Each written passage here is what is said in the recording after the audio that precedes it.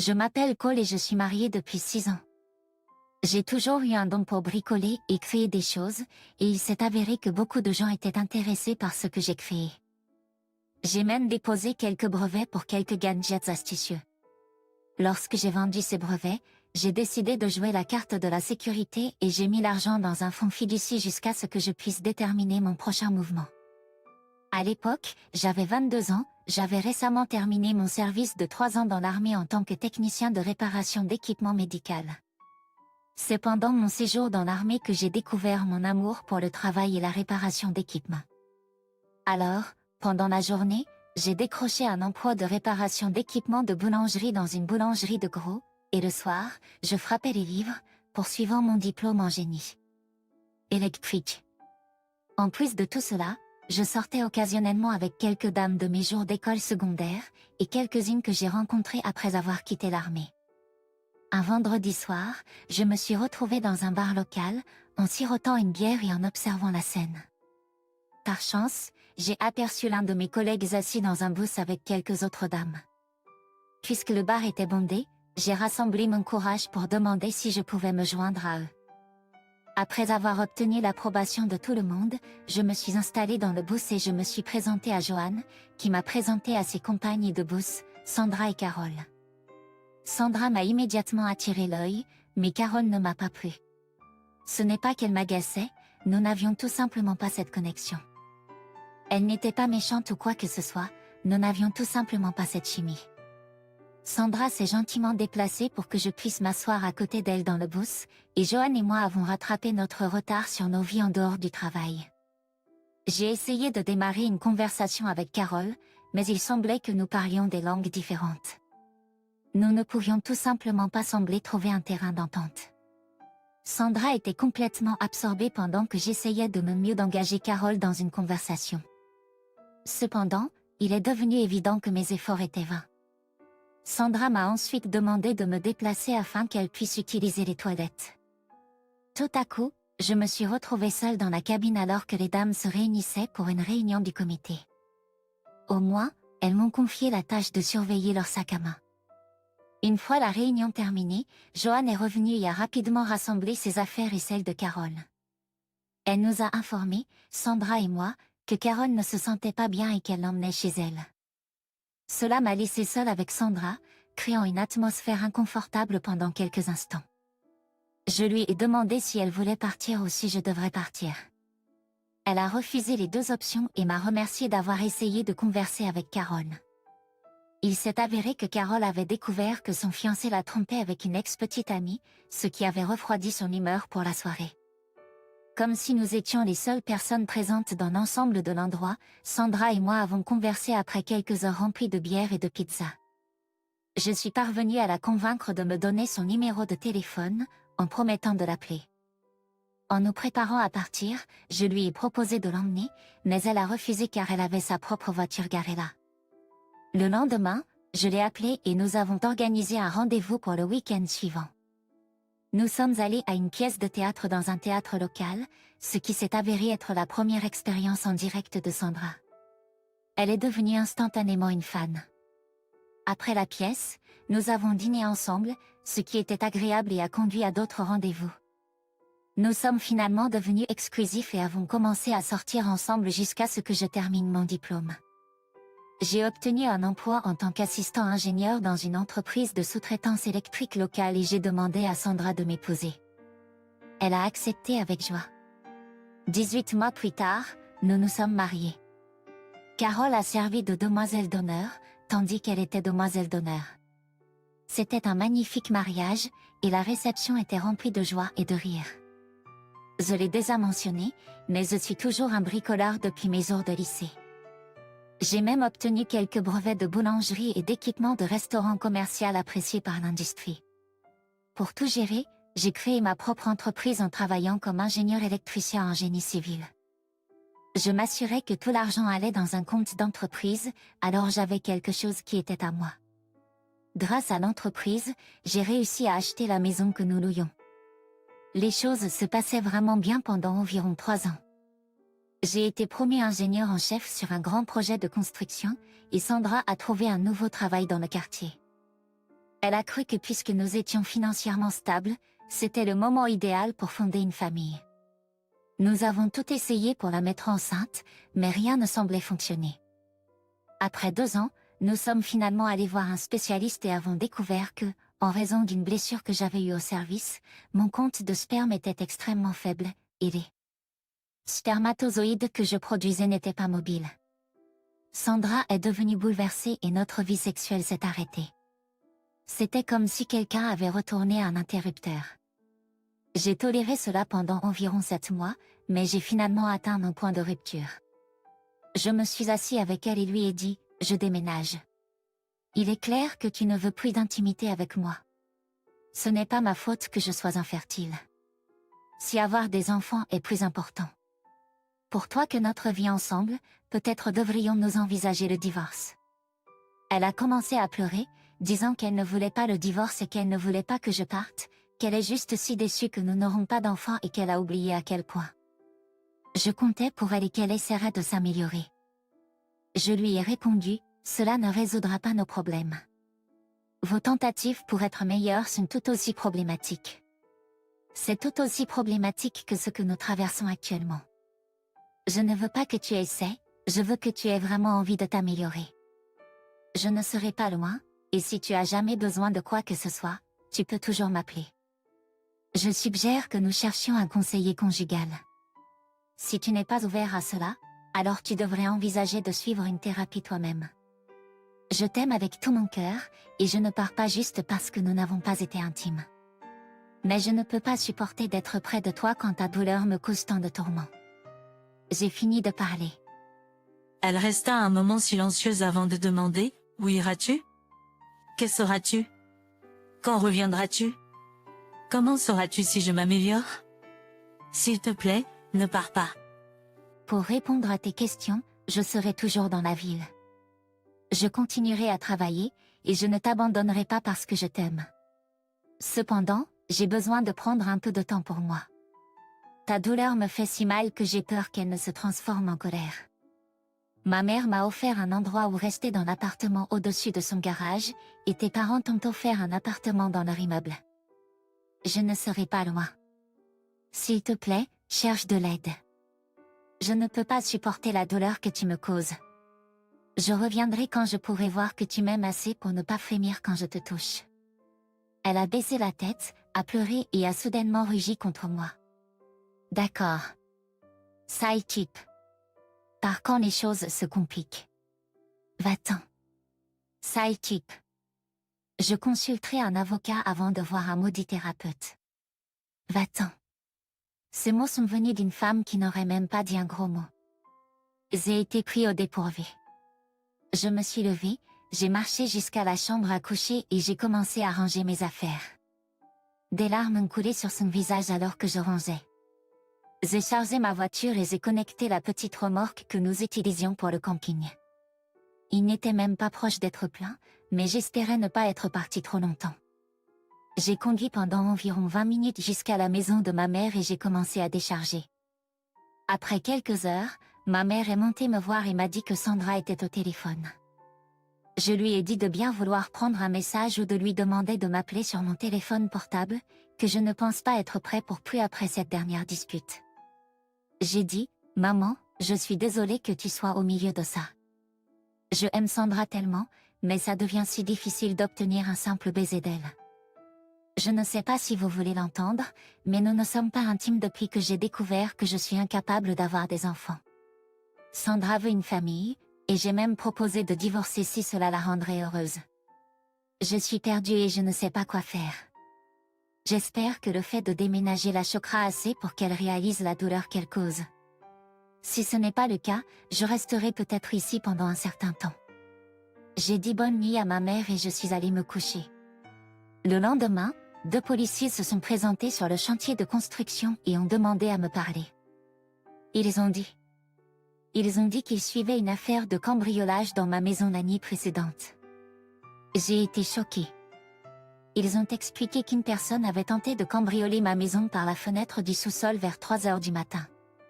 Ma femme avait appelé la police, et lorsqu'ils sont arrivés, l'intrus s'est enfui. Ils m'ont demandé pourquoi quelqu'un ciblerait ma maison pour un cambriolage. Je leur ai parlé des divers gadgets que j'avais et de certains sur lesquels je travaillais actuellement. Je leur ai dit que j'avais temporairement déménagé et que je rentrerais à la maison ce soir-là pour évaluer la situation. Ils ont ensuite révélé la nouvelle choquante: « Monsieur, il a fallu emmener votre femme à l'hôpital. Il semble qu'elle ait eu une crise psychotique. Elle n'est pas en danger, mais l'agent de police qui a répondu à l'appel a mentionné qu'elle était hystérique. Elle est actuellement dans le service psychiatrique de l'hôpital. Elle a demandé à l'homme avec qui elle était de quitter la maison. J'y vais la voir tout de suite. Ne vous inquiétez pas pour mes affaires, elles ne valent pas un seul de ses cheveux. » Je l'ai assuré. Je vous prie de transmettre mes remerciements à tous les agents concernés. Je ferai tout mon possible pour résoudre ces problèmes. Ce n'est que le lendemain que je me suis rendu compte qu'il y avait un homme avec elle pendant l'incident. À mon arrivée à l'hôpital, on m'a informé que j'étais sur la liste des visiteurs exclus et que je ne serais pas autorisée à voir Sandra. J'ai demandé qui avait établi la liste, et on m'a dit que Sandra et les médecins y avaient contribué. Pour mon grand désarroi, ma femme m'y avait inscrit. J'étais furieux. À ce moment-là, j'ai décidé que cela suffisait. Je suis retournée à l'appartement et j'ai bougonné pendant un moment avant de décider d'agir. Tout d'abord, j'ai appelé l'hôpital et demandé à parler au médecin. Il m'a rappelé rapidement et m'a informé que j'étais également exclue des mises à jour médicales. Cela n'a fait qu'augmenter ma colère. Ensuite, j'ai contacté ses parents et leur ai parlé de la situation. Ils ont exprimé leur désaccord avec ces actions et ont promis de me tenir informée. Je me suis remémoré les événements des derniers jours et j'ai expliqué comment son comportement m'avait conduit à croire que déménager était la bonne décision. Après avoir laissé les parents de Sandra s'occuper de leurs propres affaires, j'ai composé le numéro de ma mère. Elle avait travaillé comme parajuriste avant de prendre sa retraite, alors je lui ai demandé conseil pour trouver un bon avocat du divorce. J'ai expliqué que Sandra m'avait complètement exclue de sa vie, et peut-être mes actions la inciteraient à demander de l'aide. Je lui ai suggéré que, peut-être grâce à un divorce, elle pourrait avoir les enfants qu'elle semblait fixer. Réticent, ma mère m'a fourni le nom d'un avocat. Je l'ai remercié et lui ai permis de reprendre ses activités. J'ai décidé de prendre les choses en main et j'ai appelé la police pour obtenir une copie du rapport pour mon assurance. Ils m'ont dit qu'il serait prêt dans une demi-heure, mais je devais le récupérer en personne. Quand j'ai obtenu le rapport, quelque chose ne collait pas. La fenêtre cassée n'était que de 6 pouces de haut et 24 pouces de large, ce qui rendait impossible l'entrée de quiconque. En plus de cela, il n'y avait que de petites empreintes de pas autour de la fenêtre, peut-être appartenant à une femme ou un enfant.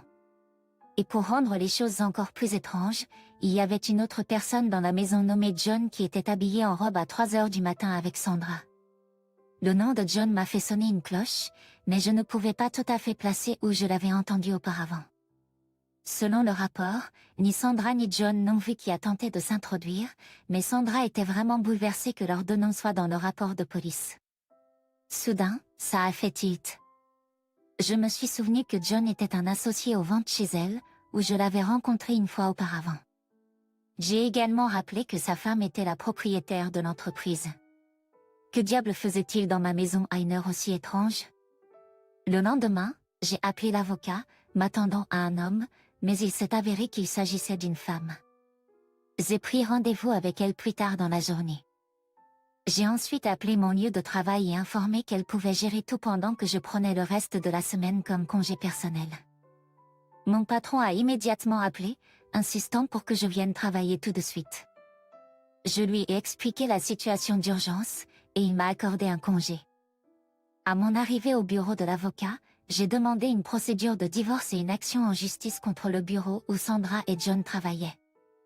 J'ai également demandé un avis d'expulsion possible car la maison appartenait à mon entreprise et Sandra n'en avait aucune propriété. Nous n'étions que des locataires dans cette maison, appartenant à l'entreprise que j'avais établie pour promouvoir mes brevets et gadgets. J'ai expliqué que j'avais un rapport de police prouvant qu'il y avait un homme chez Sandra à 3 heures du matin. J'ai également mentionné que j'avais temporairement quitté la maison en raison de certains problèmes entre nous, et que, par coïncidence, l'homme était là le même soir où je suis partie.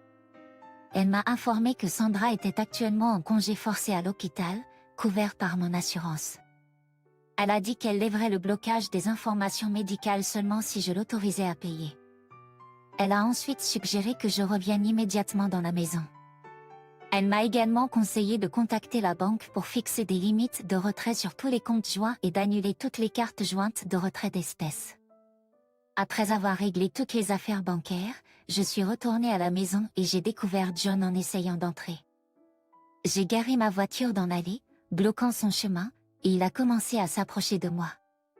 En réponse, j'ai rapidement composé le numéro de ligne d'urgence non urgente sur mon téléphone portable et demandé à parler à un agent. Alors qu'il s'approchait et me faisait des signes pour baisser la fenêtre, j'ai ressenti un sentiment de soulagement en sachant que j'avais pris les mesures nécessaires pour me protéger. Fenêtre, j'ai secoué la tête non, et au lieu de cela, je lui ai montré mon ID de mon portefeuille. Elle a immédiatement pris la fuite dans la rue. J'ai ri et j'ai demandé à l'agent si la police avait des informations sur les dommages causés par le cambriolage à ma maison.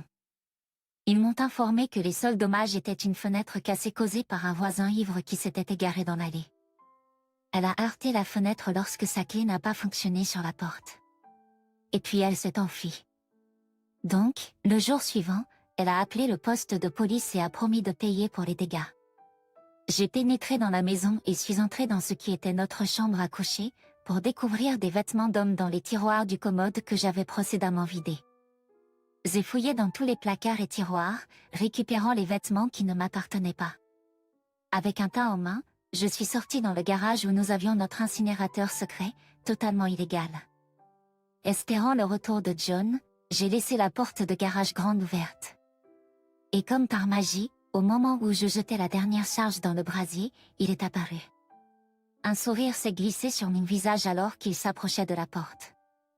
Je l'ai appelé, curieux de ses intentions. À la vue de mes actes, il a simplement secoué la tête et est entré dans le garage. Je suppose que je le mérite, a-t-il admis. Je croyais que Sandra était divorcée. Elle prétend que vous l'avez quittée pour une autre femme il y a 6 mois. Je lui ai répondu, alors, tu pensais pouvoir emménager? Eh bien, laissez-moi vous remettre les pendules à l'heure. C'est moi qui loue cette maison, et Sandra n'a pas versé un seul centime pour le loyer. Elle n'a aucun droit dessus. Je suis partie il y a 3 jours à cause d'une querelle temporaire avec ma femme. Et croyez-moi, l'avocate de la compagnie de votre femme aura de mes nouvelles bientôt. Son visage est devenu pâle, et je n'ai pas pu m'empêcher de rire. Au fait, j'ai ajouté, lorsque vous rendez visite à Sandra, veuillez l'informer que tous ses biens seront déplacés dans la maison de ses parents une fois qu'elle sera libérée. Oh, et dis-lui que je comprends enfin la raison du gel. Dernière chose, j'ai crié, incapable de contenir ma colère, combien de temps durez-vous avec ma femme? Il est resté silencieux, montant rapidement dans sa voiture alors que je lui ouvrais la porte. Une fois parti, je suis retournée à la maison et j'ai appelé un serrurier. Pour conclure l'après-midi, j'ai fait des copies du rapport de police. J'en ai fait une pour ma compagnie d'assurance au cas où. Une autre copie a été faite pour les parents de Sandra au cas où ils essaieraient de me blâmer pour tout. Puis je l'ai placée dans notre coffre-fort du sous-sol. Quant à l'original, je prévoyais de le garder dans mon coffre-fort personnel à la banque. Dans cette boîte, j'avais tous les papiers de brevet et un livre de banque où je stockais l'argent que j'avais gagné grâce aux accords de licence de brevet. L'argent de mon travail et environ 10% des revenus des brevets étaient sur nos comptes joints, ce qui est tout l'argent que Sandra connaît. Ce n'est pas beaucoup, mais cela devrait suffire si nous nous séparons un jour. Je gardais l'argent caché parce que je voulais quelque chose qui m'appartenait entièrement. Sandra a découvert la maison, alors elle ne pourrait pas la réclamer lors d'un divorce. Ce n'était pas un point de rupture cependant. Le lendemain matin, j'ai passé mon temps à emballer tous les vêtements, le maquillage, les produits de toilette et toutes les photos qui ne me représentaient pas. Nous avions quelques boîtes stockées que nous avons démontées et utilisées à cette fin. Dans l'après-midi précoce, le serrurier est arrivé et a changé les serrures. Après cela, j'ai emmené toutes les boîtes chez les parents d'elle et leur ai remis une copie du rapport de police. Elles n'étaient pas enthousiastes, mais elles ont accepté les articles. Je suis partie sans autre discussion. Mon avocat m'a informé que la menace de non-paiement était suffisante pour obtenir toutes les informations médicales.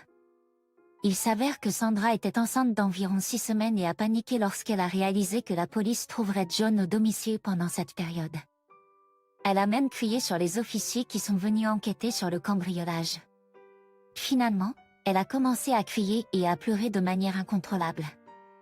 Les officiers ont dû la maîtriser et elle a été admise pour une évaluation psychiatrique de 14 jours. Malheureusement, elle a perdu le bébé, ce qui l'a poussée encore plus. Les médecins voulaient la garder pendant 90 jours, car elle était presque suicidaire. Ils ont également remarqué que ses niveaux d'hormones étaient élevés, comme si elle avait pris des médicaments de fertilité. Cependant, ils ne pouvaient pas trouver de prescription des médecins qu'elle prétendait traiter elle. Le choc de la grossesse a été la goutte d'eau qui a fait déborder le vase pour moi. J'ai clairement fait savoir à mon avocat que, une fois Sandra sortie de l'hôpital, je voulais qu'elle soit servie avec les papiers du divorce. Je lui ai expliqué que j'ai des problèmes de fertilité et que les quelques spermatozoïdes que j'ai sont endommagés. Je lui ai également conseillé d'engager immédiatement une action en justice contre l'entreprise en raison de sa stricte politique de non-fraternisation. Je lui ai dit de rendre le processus douloureux pour elle, mais de ne pas en faire trop. En tant que partie du règlement, les deux parties devaient être licenciées sans aucune recommandation ou paquet de départ. Le procès contre l'entreprise a été déposé rapidement et l'avocat de John m'a informé que son épouse était prête à se battre. Mon avocat a informé l'avocat opposé qu'ils avaient des preuves de comportement inapproprié de la part des deux parties. Bien qu'elle n'ait pas mentionné la grossesse, elle a soulevé le rapport de police de John étant au domicile à 3 heures du matin. Le représentant juridique de l'entreprise a été pris au dépourvu par ces informations, car son client ne lui en avait pas parlé. Mon avocat a supposé qu'elle ne devait peut-être pas en être consciente. À l'audition de son nom, l'avocat a suggéré un règlement. Après que les avocats se soient réunis à nouveau, un règlement a été conclu. J'ai reçu une somme d'argent raisonnable, et John et Sandra ont été licenciés de leur poste. L'épouse de John a engagé des procédures de divorce sur la base du rapport de police. Il lui avait menti, prétendant qu'il se rendait sur un site client ce soir-là pour commencer tôt. Je l'ai appris d'un collègue de Sandra au bureau. Sandra a quitté l'hôpital avant que les papiers de l'engagement ne soient déposés. Elle a été servie avec les papiers du divorce par la suite et a ensuite disparu. Je n'ai pas eu de ses nouvelles depuis plus d'1 an. Elle a cependant signé et retourné les papiers du divorce, mais n'a demandé rien du mariage, pas même sa part due. Environ 15 mois plus tard, elle m'a envoyé une lettre d'excuse. Elle est venue d'un petit village du Montana. Elle n'a pas donné beaucoup de détails sur sa vie depuis le divorce. La lettre n'était qu'une façon pour elle de dire qu'elle était désolée pour la douleur qu'elle m'avait causée. Merci d'avoir écouté. S'il vous plaît, partagez et abonnez-vous à la chaîne pour écouter d'autres histoires. Prenez soin de vous.